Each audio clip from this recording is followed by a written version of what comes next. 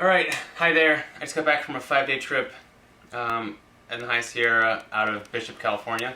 I wanted to do just a bag dump showing all the stuff I brought with me. I know I have 4 more videos in my series, everything I know about backpacking in the High Sierra to get to.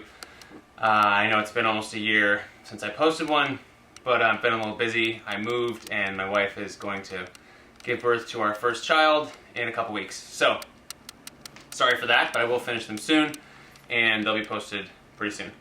So yeah, I'm just going to go through all the stuff I brought on this trip, and if I think of things to tell you while I'm going through it, then that's that. So this is my pack. It's the Osprey Exos 48.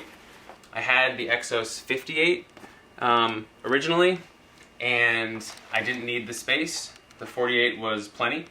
I also liked that the 48, with the 58 I felt like I was carrying a giant ball because it's wider. All my stuff would be low down. It was like a giant ball on my back, whereas this one seems to distribute the weight better. So I really like this pack. Fits me well. What I always tell people is that a couple most important things about backpacking are that your shoes fit well and you're not going to get blisters, and that your pack fits well. And I go over pack fit in my other videos, but I'll demonstrate the camera I brought. I brought in this little bag. There's a lot of different bags I like. I used to carry a bag like this mounted to my chest with little straps that came down here. But I find that I just didn't like it. It was kind of in the way of my sight. I didn't like things like resting on my chest. So now I found this bag with a sort of a loop on the back, so you can feed the hip belt of your pack through that loop. And then you've basically got the camera right on your waist. And I find this is great. This bag has a zip, but also a little clip on it, so I can unclip it, take it out, shoot with one hand, put it back in very easily. Even if I'm like, got my trekking poles, which we'll talk about in a second, and I give this one to this hand, I can like look, boom, take a shot, put it back in. I mean, the other reason I can do this is because the landscape lenses I'm using are manual focus, and I can just set the focus and I know what's going to be in focus. But if you had an automatic focus lens, it'd be great for that too. So that's why I'm carrying the camera. The camera I brought is the Nikon D750, right, D750, and I brought 2 lenses. They're both Voigtlander pancake manual focus lenses, and they both share the same thread size, which is 52, so that allows me to use the polarizer on both, although I would say that the polarizer is a little bit tough to use on a really wide lens. What the polarizer does is it darkens the sky 90 degrees from the sun, so like if you point your finger at the sun and then put your thumb out, that circle that your thumb makes as you rotate around the finger is where the sky will be darkened the most. And if you have a really wide lens, you can get banding, where like the lens is so wide, it sees so much of the sky that the sky will go from light to dark and back to light. So it's not great on the 20, but it still helps with cutting down reflections off of leaves and water and stuff like that. So the 2 lenses I brought, they both have what's called hyperfocal marks on them. So they're manual focus, there's no autofocus. So speaking of autofocus, can we get this to autofocus? Sort of, there we go. So they have what's called hyperfocal marks, and I'll talk about this more in another video just about cameras, but basically you can just look down at the lens and you can say from infinity, if I'm at f11, from infinity all the way to 3 feet will be in focus. And so what I could do is just take the camera out, look down at the lens, I know exactly where I'm at, and as long as I'm not really close to something, I know it's all going to be in focus. Have a little stack cap for the front of it just to protect the lens I wasn't using. To protect the front of it, just a metal stack cap. Anyway, so I brought a 28mm lens and a 20mm lens. I'm actually recording this on the the Fuji X70, which is very small, super lightweight, and I brought that on my last trip, but it's a fixed 28mm lens, and so I found that there are just times when like you've got the lake in front of you in the mountains, and 28 is just not wide enough. And actually, I could do a whole trip just on a 20mm lens pretty easily, at least. Come on, focus, focus, focus. You can do it. You can do it. Find it. Well, anyway. I could do a whole trip on a 20mm lens for sure. And this pancake lens is really tiny. I mean, it's just really small and lightweight. So like I said, I'll do another video just on the camera stuff, because I had a minor miracle with this camera. I had it in the pouch, and when you put it in the pouch, what do? You clip it at least, right? It has a zipper to keep dust out, but at least you clip it, right?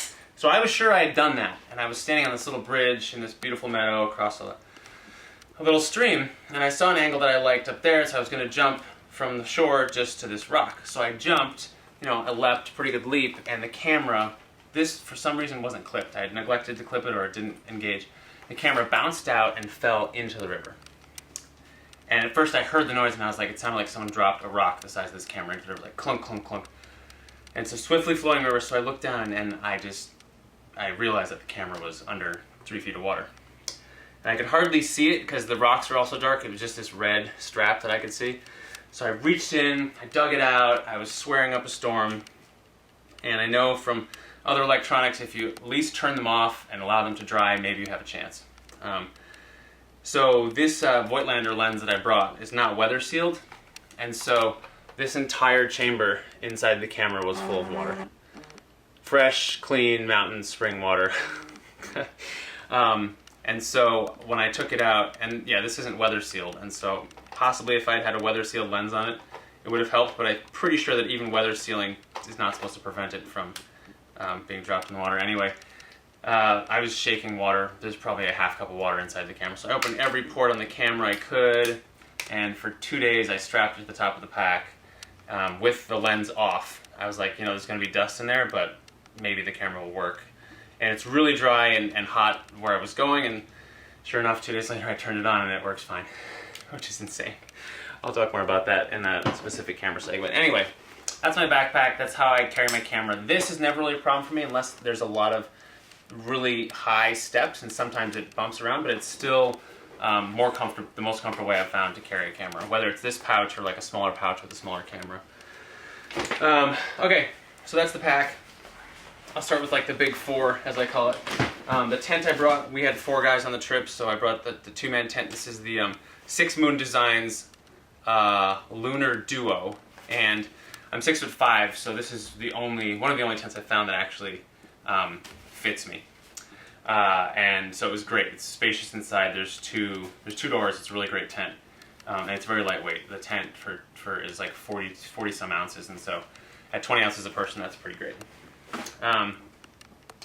Next, sleeping bag. Got my quilt, which is from Enlightened Equipment. Got a sewn foot box, extra long, extra wide, really warm. It's a 10-degree quilt. The High Sierra is really dry, and it'll, it's probably 70s, 80s during the day, and it would get down to 40s, even 30s at night. And the quilt is great. There were a couple people that had 30-degree bags that were cold, so I always recommend people to go with a 0 to 20-degree bag for the High Sierra, but it really depends on how you sleep, if you're a hot sleeper, a cold sleeper, etc. This is a stuff sack for the sleeping bag. It's fancy Cuban fiber, really lightweight, from Hyper Mountain Gear. Yeah, HMG. Then for the sleeping pad, I've just got this Thermarest Neo Air.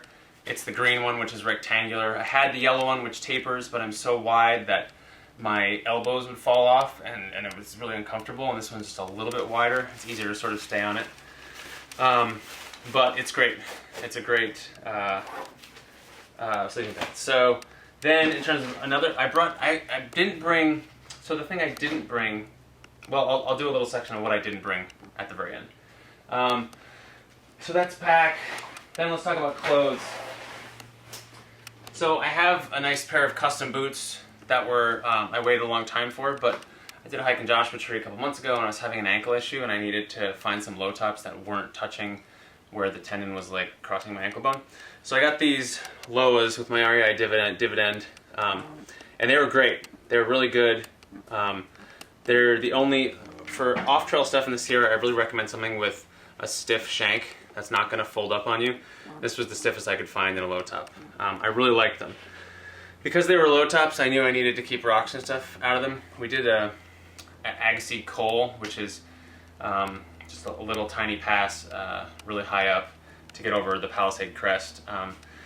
And coming down, it was like 800 vertical feet, maybe 1,000 of just loose scree and talus. And so when you're walking on that, you kind of just have to take a step and the entire mountain slides with you. It's just like little rocks and big rocks, and they get a ton of rocks in your shoes. So I got some really lightweight gaiters. Is it Dirty Girl or Nasty Girl? One of the two. Gaiters. They're just super lightweight. They work. They go across top of your boots so you don't get rocks, and it also works for a little bit of snow, but they're not made for cold weather. Gaiters. Shoes. Shoes work great. I only brought one pair of socks. A lot of people bring multiple pairs of socks. I try to go lightweight. Excuse me. So I only bring one pair of socks because my theory is like if you bring 2 pairs of socks, within an hour of you putting on the second pair, they smell just like the first pair did. And it's so dry up in the Sierra that you can. My dog's having a drink. It's so dry up there that you can easily wash stuff when you get to camp and just leave it out to dry, and it dries very, very quickly. It might be very different if I was hiking in, say, Vermont or New Hampshire, where I grew up. There I might definitely want a couple pair of socks because they won't dry out. And if you get to camp with wet socks, you might have miserable feet and cold feet the whole night. But I brought one pair of socks, wore them all the time, wore them when I slept, wore them when I hiked. And these are Darn Tough socks from Vermont. Great company. If you ever wear out the sock, they will replace it for free. So that's pretty good. To walk in, I have lightweight Patagonia nylon pants. They're very light. I don't wear shorts or zip-offs. Hiking in the rocks and in the bushes, long pants not only just protect you from the sun, which is super intense, but also like any kind of scrapes that you might get on your lower legs. So those are great. Pocket, I always keep my trail map in this pocket, and lip balm or whatever. So super lightweight. And then button-down shirt. I always tell people like loose clothing. If you're going anywhere where you're going to have mosquitoes, loose clothing. Because if you wear tight clothing, they can still get you through it. I came back from one trip, my friend had just like 60 bites on his forearm because he was wearing sort of a tight-fitting shirt. So shirt, just simple button-down. I like the collar on the shirt because you can put it up and again protect your neck from the sun. These 2 items I treated with permethrin or permethrin. I don't know how you are supposed to pronounce it, but it's an insect repellent, and the mosquitoes were really bad, and it helped a lot. So that's that stuff. Then for other warm layers, the other thing I hike in is these. These are super lightweight nylon shorts, also from Patagonia. They weigh nothing. They are very, very small. And I use them just as sort of an underwear layer underneath the pants. I don't actually bring underwear. This is my underwear. And just to keep the rubbing down and whatever. And then it's great because when you want to swim, you can just take off the long pants and you've got these on underneath, so you're not getting naked in front of anybody if there's people there. And they dry instantaneously. Get out of the water literally within a couple minutes. They're totally dry. When you just throw your pants back on and keep going. And in the Sierra, most times it's not raining and cold and damp. It's a dry climate, so it works great. For warmth, I've got fleece pants that I wear at camp. I just put these on underneath the pants that I hike in for camp. And then I have 2 other upper body layers. It was actually pretty cool during a couple of the days because we were up around 13,000 feet. And so I wore this, just a lightweight polypropylene shirt underneath my long sleeve hiking shirt. If it's cold at camp, I would wear a base layer, and then this fleece, which has a hood, which is excellent. So the hood actually meant I didn't need to bring a hat. The hood covers the side and comes up to right below my chin. Really warm, killer piece of gear. You can also hike in it. Really like that. And the last thing is just a down. It's called a down sweater by Patagonia, but there's a bunch of different companies that make. Sorry about the focus there. Down sweater. And when it's cold, I'll wear everything. I'll wear the base layer, the fleece, the walking shirt, and then the down sweater. Didn't have to this time because it wasn't that cold. I also bring bandanas. Bandanas are good for wrapping cheese in. Cheese keeps better if you're in a cheesecloth or a bandana where it can actually have sun. A couple bandanas for blowing the nose. I get a lot of bloody high altitude boogers. And this actually is an oversized bandana. I think they sell it as a napkin or something. But it's great for the sun. You can wrap it like this around your whole face so you're not getting sun off the snow or the rocks. You can be a high altitude bandit. You can put it like underneath your hat like this so you get the sides. You know, it's not high fashion, but it's a very functional piece of equipment. The other thing about wrapping your face like this is it's very dry up there, and if you're working hard, sometimes it's nice to have a little barrier that catches some of the moisture so you're breathing air that's a little bit more moist. So anyway, bandanas are great. I bought 3 of those. Just going to go through the rest of this gear. Oh, walking hat. Wide-brimmed hat is way better than a baseball hat, because if you are wearing it, you not only get the sun is here, if you're just wearing a baseball hat, it's there and you're still getting sun on the sides of your face. The sun is brutal up there, and people don't really understand that. They don't really get it until they're up there. They're like, oh, I'll just wear sunscreen. Well, like, you'd have to apply sunscreen every 30 minutes and you would still get burned. So people that are out there like in a tank top and they're like, you know, whatever, I always sort of I always say you can tell the people who are experienced in the mountains, because they're wearing long sleeves, they're wearing long pants, they've got a goofy big hat. Sometimes you even have the hat with like the flaps on the side. But like I said, with that bandana, you could sort of create that effect. But wide-brimmed hat, essential for me. This time I brought a little piece of a Z-rest, just as a seat.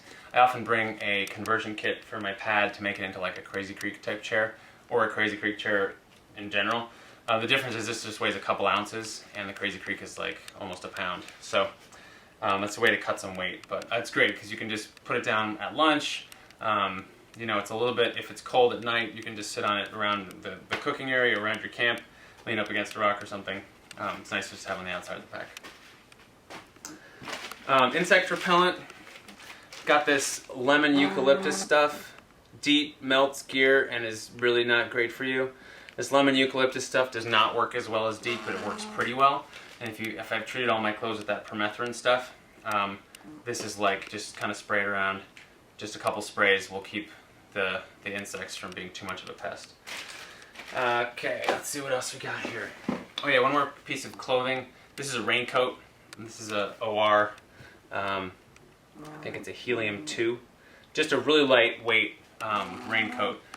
I didn't use it, didn't take it out. A lot of times in the High Sierra, it's just gorgeous all the time. But it's really necessary to have, because if you do get caught in rain, you don't want to be wet. Wet leads to cold a lot quicker than it does when you're dry. So, raincoat. Sunglasses. I used to wear contacts. It was just too much of a pain in the ass to take the contacts out, make sure they're clean. The wind is blowing, you might lose one. So now I just bring sunglasses, and I just have like a case that if I'm wearing the glasses at camp, the sunglasses are in. If I'm wearing the sunglasses, the glasses are in. Prescription sunglasses were great for me. Let's see what else we got. Trowel. This is a little titanium trowel. I don't remember who makes it. I know people are going to ask. I can look it up later. But I wrapped some paracord around it just to make it more comfortable, because the top was really, if you're digging, you know, you're cutting into your hand. And, you know, one of the worst things that can happen when you're hiking is you roll up on someone's human feces that they didn't bury, or a bunch of toilet paper that they didn't pack out. The official word is you're supposed to pack out any toilet paper you use, and you have to bury human waste 6 to 8 inches deep. So you need a trowel. And the lightweight one, this is a very, very lightweight, and so that's good. But trowel. Food bag. So this is an Ursack. It's a Kevlar or some kind of Kevlar-like material, and it's proven against bears. So this is the old. That was super loud. Apologize. This was the old bear can that I had. It's just like a big Nalgene, same Lexan plastic. But these work great. There's some things that they're better for. You can sit on them. They're like a seat. Also, you can just stash this anywhere. You don't really have to worry about it, because there's no animal that's going to be able to get in there. The Kevlar bag is a little bit different. I always hang it when I can, and if there's not a tree limb, like at 12,000 feet, you don't have trees, right? So I might just put it on top of a rock then. But if I have trees, I hang a bear bag, so 6 feet from the tree, 6 feet from the ground, to make sure that little animals like rodents and stuff can't get to it, because they can chew through this. Bears' teeth are not as sharp, so they can't actually chew through this. they'll like, you know, if this is round and a bear gets at it, your food will be all squished, but the bear won't get it. Whereas a mouse could probably chew through this. They make another bag for mice if you don't have bears and you just have mice. But check them out. The difference in weight is like 2 pounds. So this is huge. This was a big upgrade from the bear can. Then let's see what else we got here. For drinking, I use this Nalgene canteen. This is the 48-ounce one with an MSR drinking tube on the top. And so there's just a bite valve here. And this rides in the top of my pack. And the tube rides here, and I just drink from it. I find that up in the high Sierra, as long as, you know, there's usually a ton of water everywhere you go. You're probably hopping from lake to lake. There's streams flowing everywhere. Unless you go really late season, in September, there's always adequate water. So, I mean, you really don't need more than like, I just bring this, and then I have a backup that I'll show you in a sec in this case if we're to get a hole in it. But it's extremely lightweight. You know, and I used to have Camelback bladder or whatever, and all those things work just as well. But so that's my drinking situation. And the backup one, so when I go on a big group camp, it's nice to arrive at camp, you're 100 feet from water or more, because that's what you got to do. You know, for low impact, you want to camp 100 feet from water. So it's good to be able to go down to the water and get a lot of water and not have to go again. And so this is another Nalgene canteen. It's the biggest one. It's 96 ounces. And so it's pretty good. You can like fill this up, fill your pot up, and not have to really get water again until the morning. And it also works as a backup because the same drinking tube screws right on the top. So that's a good segue into cooking. So I did a trip with 4 people, and we only took 1 pot and 1 stove. It's an aluminum pot. These handles are really nice because when it's hot, you can take it right off. These are hot, but once they cool, it's really good for pouring. And this is big enough for 4 people. I cooked pasta for 4 people in here with pasta sauce. And my own addition is these little heat-sensitive stickers, which tell you can just look at the pot and see when it's going to be boiling. So like right now you can see it's pretty hot in this garage. But you can just tell, you don't even have to open the pot. You just look at the sticker and then I can tell which sticker is boiling. So that's really cool. There's another video on my channel about those stickers specifically and where to get them. So 1 pot, aluminum. In the pot we've got windscreen, just a piece of black wrap. Alright, then I have this double wall titanium mug, which I really like. Snow Peak makes a lot of great titanium ware, but now there's all these Chinese companies that are just knocking it off and doing it really well. So this is Keith Titanium. They sell, I think, on eBay mostly, but this is a 600 millimeter double wall titanium mug with a great lid. And so I can rehydrate meals out of this in it. So you can put the meal in it with hot water. Like I made meat sauce and pasta at home. Dehydrated it in the dehydrator, which I'll go into more in the food segment of everything I know about backpacking in California's High Sierra. But you can just put it in here, put boiling water in it, put the cover on, because insulated, keeps it hot. In 10 minutes, you've got a meal ready to eat. And then after that's done, I can have like hot tea or something in it. So this is a great sort of single utensil. And it's heavier than like Tupperware would be, but I also know that there's nothing leaching out of it because it's titanium and it's going to last me a decade at least. So there's that mug. I've also got a Keith Titanium spoon that I like a lot. It's not going to focus on it. Well, almost. There you go. Keith Titanium spoon. Again, get that stuff on eBay. And then I actually brought a long spoon as well. This is just like $1 at REI, but it's longer so it reaches to the bottom of that big pot when I'm stirring stuff. For gas, we had 4 guys, and we had like 2 3/4 full of these big cans. And then for the stove, I've just got a little baggie in here which has the titanium Snow Peak Gigapower stove. It screws right onto the top, and again you can see this in my other videos. I've had this for like 10 years. It's a great little stove. Just screws right on top of this, and then you put the windscreen around it. Don't forget that protecting your stove, your gas stove, from wind is the #1 thing to make it more efficient.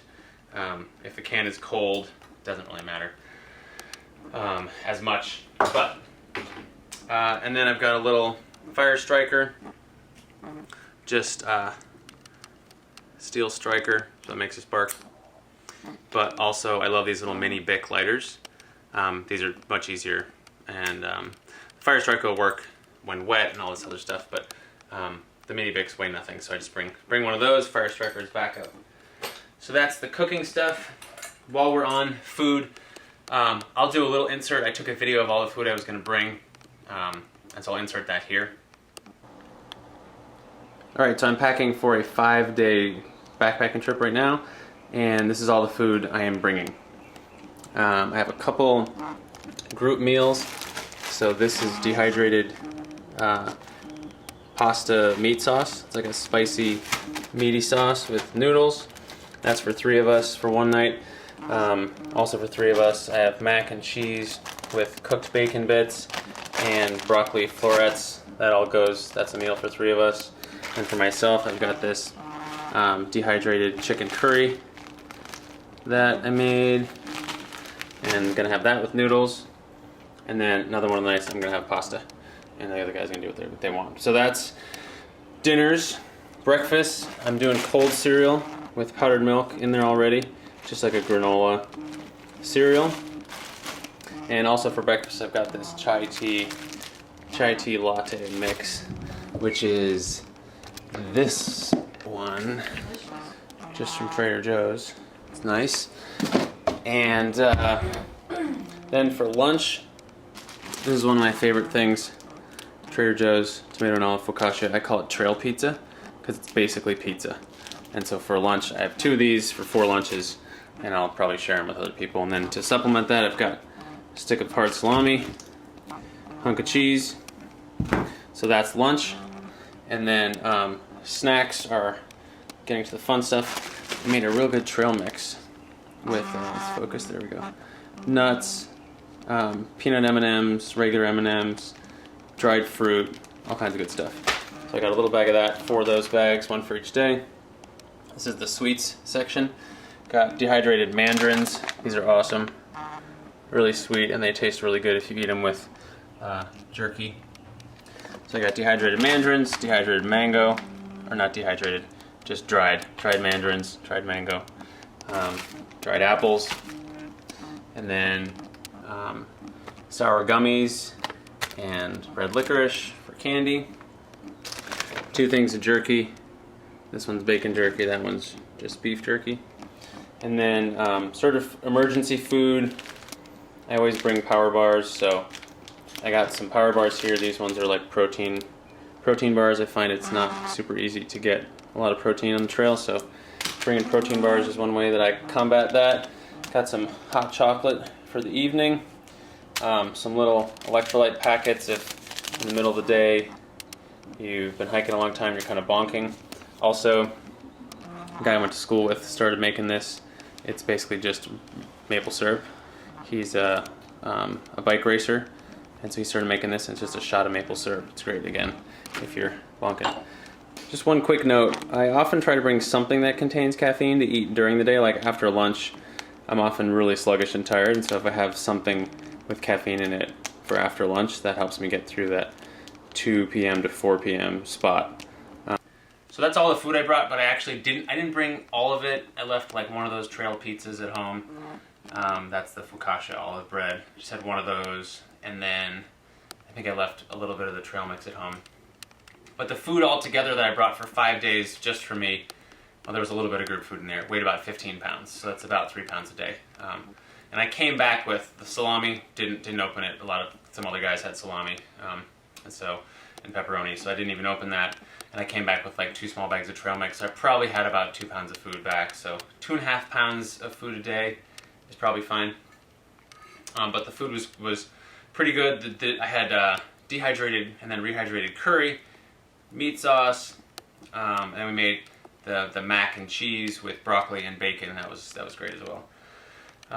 But I found that like trail mix, lately I've just been like, it's boring. I don't want to eat it. I'd rather eat like a Cliff Bar or something else. I think I'm going to bring more Cliff Bars and less trail mix on the next trip. I really did like soft licorice and like sweet and sour gummies, and I made a thing of chocolate chip brownies as well. Undercooked them a little bit because up there stuff gets dry because it's really dry up there, but that was a big hit. In terms of other drink, I've got this Toke's Titanium flask, which I had bourbon in. It was great.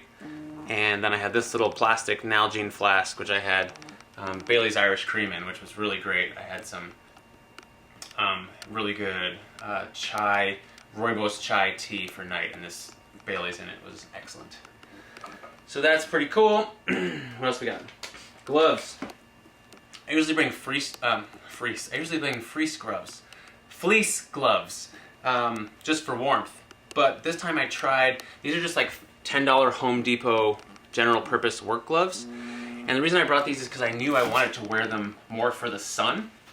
So what I would do is I would have long sleeves, and I would wear these all day for the sun. Many, especially longer trips, my hands just get torched. Because think about it, you're hiking with hiking poles all day in the sun. There's no way to prevent it from getting sunburned unless you cover them. So these like $10 Home Depot gloves were great. The other thing they were great for is we did a lot of off-trail stuff. And so there was a lot of talus and boulder scrambling. And so with the trekking poles, which I guess I'll talk about now too, these are pacer poles, and I love them. They have this interesting handle design that's ergonomic, and so your hand is put at a different, it's like your hand in a regular pole is here, and this one sort of cants it forward, which is just a natural position, I guess, a natural position for your arms to be in. You can see how it fits right there.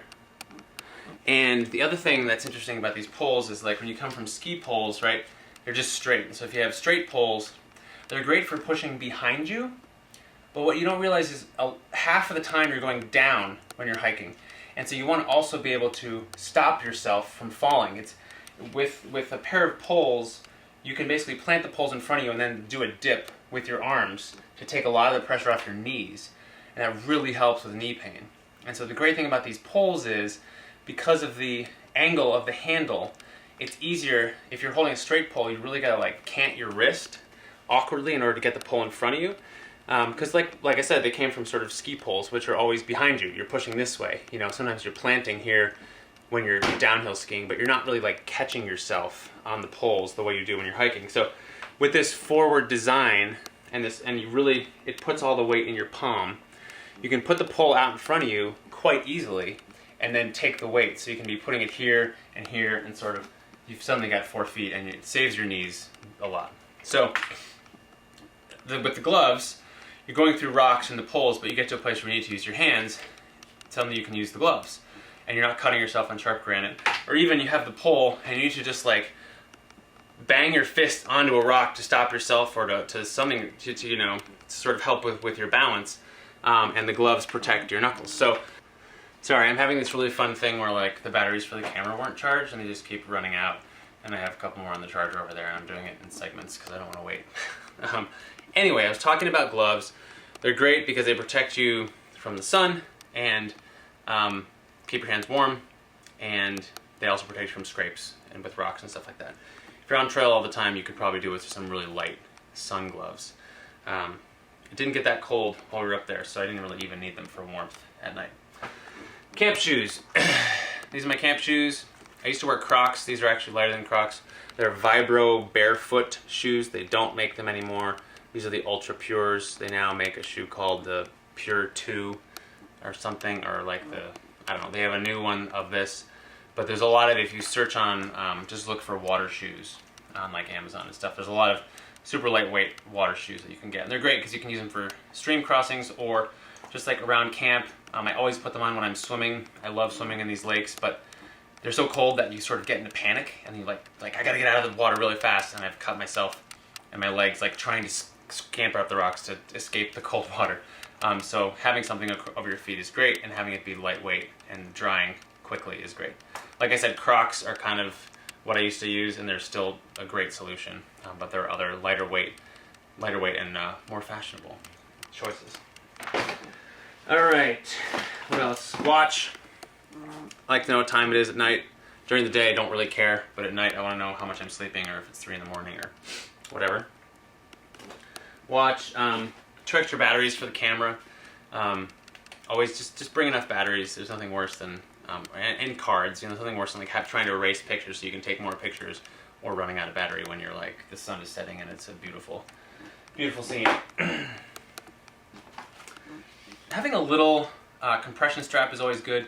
Sometimes you find you have to strap something else on your pack. The last trip I went on, one of the girls I was with pulled her hamstring really badly, and I had to strap her pack to my pack, and she was sort of limping out the last couple miles.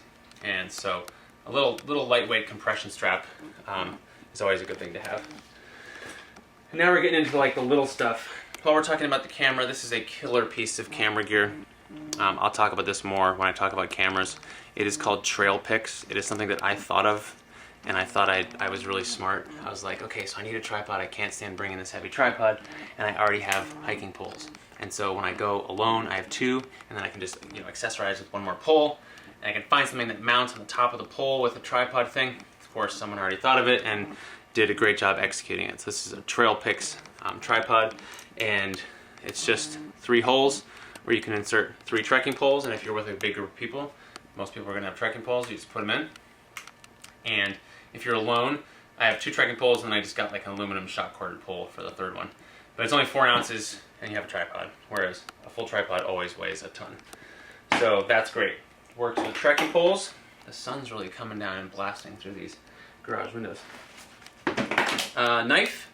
I have a little knife. It's a fixed blade knife. It's by Dozier, Bob Dozier of Arkansas. Is it going to focus or not? I'm just going to stand here until it focuses. This is going to be boring for you at home. Come on. There it is. Boom. So it's just a little fixed blade knife. I like bringing a fixed blade knife because it's very durable, and I only have ever used a knife to cut food. But if you needed it in any kind of survival situation, then you have it. Small knife, lightweight. My sweet spot for a knife is like 2 to 4 ounces. I have one that's lighter than this, but I like the big full handle on this one, and I like the grind on it. Makes it really a good food knife. So, knife, toilet paper. This is the bathroom kit. Toilet paper and hand sanitizer. The way you're gonna get sick is not from drinking. Usually, up there, it's not from drinking water. It's from poop contamination. So, I really recommend bringing some kind of hand sanitizer, Purell, the like, and doing it before you eat, doing it after you use the bathroom, and so that's what that's for. Sunscreen. I always bring a couple of these little tiny bottles. Usually I bring 2, but if it's a short weekend trip, I'll just bring 1. It's 1 ounce, 1 fluid ounce, and you can get them in like the sample section of CVS or whatever, or you can buy them online on bulk. I already showed you the insect repellent, but if I'm not bringing the bigger one with the lemon eucalyptus, this is what I bring. It's from Sawyer. It's picaridin. My pronunciation is not what you should follow. Just a little tiny thing of insect repellent. Again, I treat my stuff with permethrin, but if they're really bad and you're hanging out, just a couple sprays in the back of your neck, because you're wearing long sleeves and loose-fitting clothing, so you don't really need to worry about that stuff. It's like your face and neck. And if it's really bad, you can bring a head net. 2 other things. I have asthma, inhaler, lip balm. I was the only guy that brought lip balm on this trip, and so we all shared this one. But lip balm with like a SPF in it is really, really great. Like I said, you're in the sun the whole time. It's California. There are no clouds. You're at elevation. The sun is really, really a factor. And so I fight that with clothing, with the bandana for the face, with sunscreen for the exposed face parts, and then lip balm for the lips. Really important. Water treatment. I've got this another one of these little Cuban fiber sacks. It's starting to fall apart. But I used to use a pump. Now it's Aquamira. So Aquamira is 2 parts. You mix this one with this one in this cap, 7 drops per liter. Let it sit for a couple minutes. Put it in your water. Let your water sit for 20 minutes. Drink your water. It's like chlorine for your pool. It's the lightest weight water treatment solution I've found, and it also prevents you from having to pump water, which is a pain in the tush. Also fun, I just have a little thermometer on the bag there. It's just fun to tell like water temperatures and air temperatures. Another Cuban fiber sack. I think I got these at Mountain Laurel Designs or maybe Z-Packs. They're just like super lightweight, just organizational sacks. So this one is kind of fun. I call this my my sleepy stuff sack. It's a dumb name. It could be just sleep stuff, but sleepy stuff is a little, anyway, it doesn't matter. So this is just like when I go to sleep, this is the thing I just throw in my tent. And it has this pillow. This is an X-Ped ultralight inflatable pillow. I used to just ball my extra clothes up or not have a pillow at all, and this totally changed my sleeping. It's so comfortable.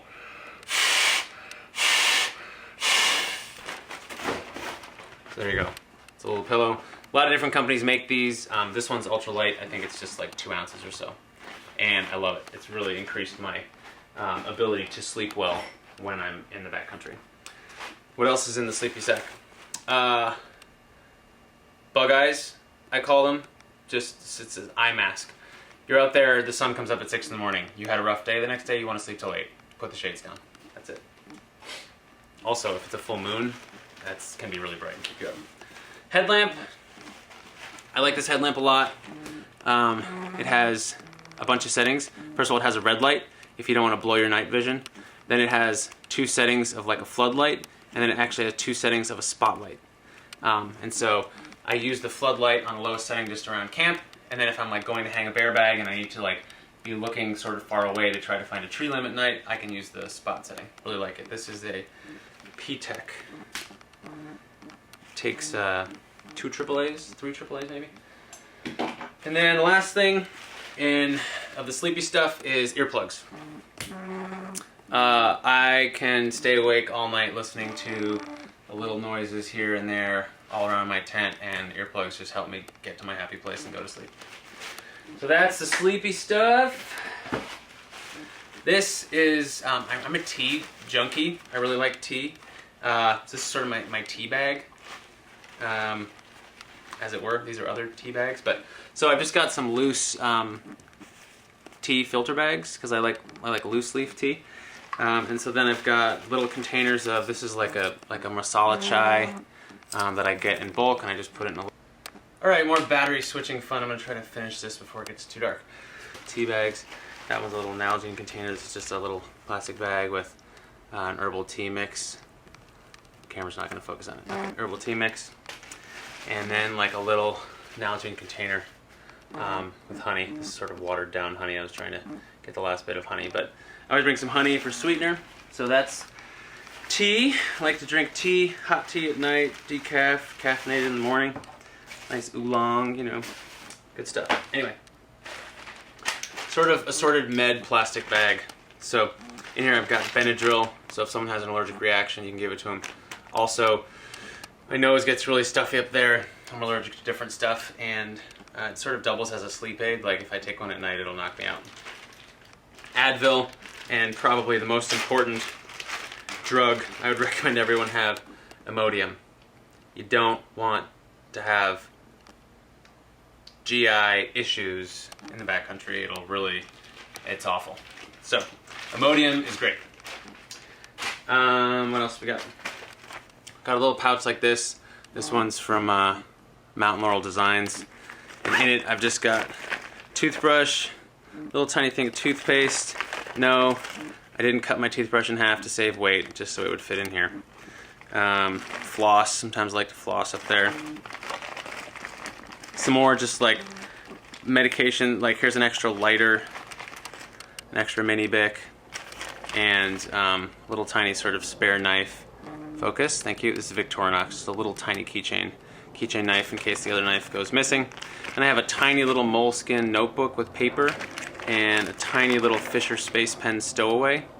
That's so I've been in times when I've like supposed to meet someone, they don't show up. Come on, focus, baby. There we go.